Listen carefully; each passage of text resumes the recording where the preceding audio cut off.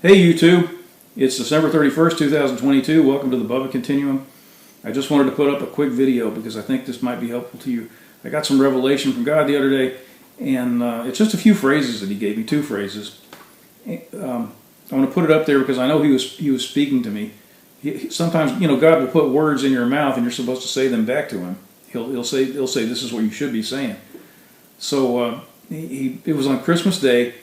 And I'm not exactly sure what the timing was. I think what happened was I heard one of these things when I went to bed and the other when I got up. I don't recall. But I will tell you what he said. I want to make sure I get it right in the right order because I don't want to misrepresent anything. Okay, yeah. First he said, "Thank you for coming for us." And then hours later I heard him say, "You came for us." And he was saying this is what I should be saying. He's not telling himself you came for us. And what does this mean? It's about the true meaning of Christmas. And we don't understand Christmas in our hearts. When God gives you revelation, you understand something not just in your mind but in your heart. And we really need that. And you shouldn't be ashamed because you can't produce this on your own. You shouldn't be ashamed because you can't produce your own faith, your own love, your own joy, whatever it is. God expects you to be unable to produce those things on your own. He expects you to ask, and then He produces them in you through the Holy Spirit. So the only thing to be ashamed of is refusing to ask. That's pride. So He told me these things. Thank you for coming for us. And what does it mean? The meaning of Christmas, the thing that's great about Christmas is that God chose to come down here for us. That's what it is. I mean, people were waiting for thousands of years. They waited for the Messiah, and they waited, and they waited, and they waited. And during this time, as far as we know, if you look at the parable of, it's not a parable. It's actually a true story. Some people call it a parable, but Jesus didn't say it was a parable. He just said these things happen. So this is a true story. The story of Lazarus and the rich man. They were both in the underworld, and Lazarus was apparently saved because he was with Abraham, and the rich man was on his way to permanent damnation. So he was someplace else in the underworld. So until Jesus came, everybody was in the underworld, even the good people. Maybe it wasn't so bad for Abraham, and it was worse for people like the rich man, but they were still in the underworld. They weren't in heaven. And we were all, everybody on earth, that's where they were headed, and the ones who rejected Christ were on their way to burn in the lake of fire. So He came for us. That's what I'm trying to say. He came for us. We don't have to stay there anymore. You don't have to go there.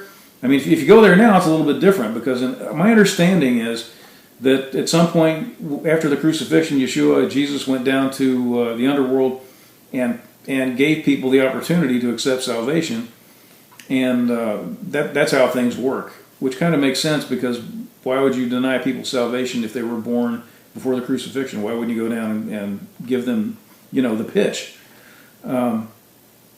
Anyway. What am I trying to say?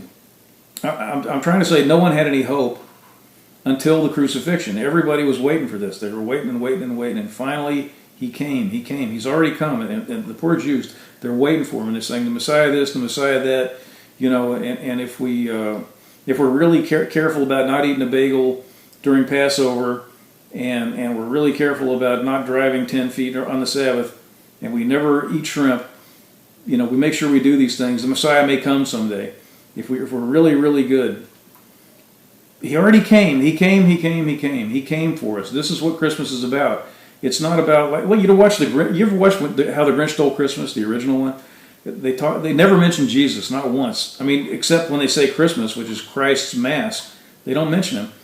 It's about warmth and giving and sharing, and we say, it's about being together with your family and forgiving everybody, including the relatives who love Trump.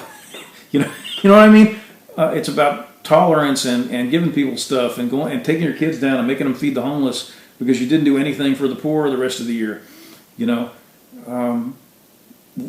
course, love is important and charity and family and all those things, but that's not the fundamental root of Christmas. The deepest root of Christmas is the love of Jesus Christ and the fact that He came for us. He didn't have to come for us. He could have stayed up there. Nobody could have criticized Him. We didn't deserve it. It would not have been wrong for Him to stay in heaven and leave us down here to burn in the lake of fire. He came for us. He came for us. What He saved us from We can't even imagine. It's so great. It's so beautiful to be saved from this. Not just to be saved from this miserable, horrible, unspeakable, unimaginable fate, but to be given this unspeakably, unimaginably wonderful fate of being with Him forever in a place where everyone is healthy, everyone is young. You swim in an atmosphere of love. There's never any worry, never any fear, no disease, no tax returns, no debts. I mean, no coronavirus, no masks. He turned everything completely upside down. We were headed for the worst possible experience, and it was going to be permanent. And He turned it into the best possible experience, and none of it was because we deserved it. Not one single human being deserved it. Everyone who lives to the age of accountability, or who understands that He's turned down Christ, deserves hell. That's just the way it is. That's how we are. We deserve it. He came for us. He came for us. He came for us. So He said, thank you for coming for us, and you came for us. And He put this in my heart, and you need to have it in your heart. And the next time Christmas rolls around, don't make it about gifts. Don't make it about having the perfect Christmas. Don't make it about the elf on the shelf. Get rid of Santa Claus. Stop insulting God with Santa Claus and these stupid elves. No, there's no elves. If there are elves, you know what they are? They're manifestations of it's when a demon appears. If someone sees an elf, that's what an elf is. Give that stuff up. Forget that stuff. Just say, Jesus, thank you for coming. You came for us. Thank you for coming. We should be dancing for joy on Christmas. We cannot comprehend the magnitude of the thing that He did for us. So, I don't know. I hope this is helpful. I hope if you hear this, you'll think about it, and God will give you the revelation, and you should pray for that revelation. I hope He will give you the revelation, and you will stop thinking of Christmas as a greeting card. You'll stop saying season's greetings and holiday greetings. Christmas isn't a holiday. It's not season. It's Christmas. It's the Mass of Christ. It's the time when we celebrate His birth. And people will say, well, we don't really know when He was born and this and that. Doesn't matter. It doesn't matter. My wife is probably going to be in this country a couple of months from now, and she wasn't here for Christmas. You know what we're going to do? We're going to celebrate Christmas when she gets here. Doesn't matter. Doesn't matter. If you don't know when it is, you can celebrate it whenever you want. Some people say it's really Saturnalia, this Roman holiday, or it's really Yule, this stupid, the Druids or somebody in Europe celebrated. First of all, those things probably aren't correct. But anyway, it doesn't matter. Celebrate what He did for us. Celebrate what He did for us. If you're really offended by the date of Christmas, try to figure out when He came and celebrate it on that day. He came for us. He came for us. He came for us. So, don't despair. Get to know Him. Find His blessings. Pray in the Spirit. Be rid of the spirits that are against you. Be lifted up. Be delivered out of the clutches of the people who hate you, out of the clutches of the spirits that hate you.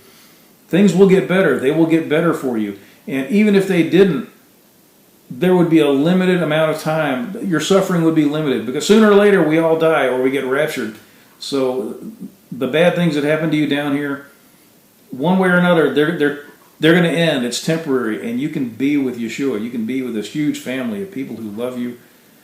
So don't despair. He came for us. He came for us. He came for us. I hope this is a blessing to you, and I better quit.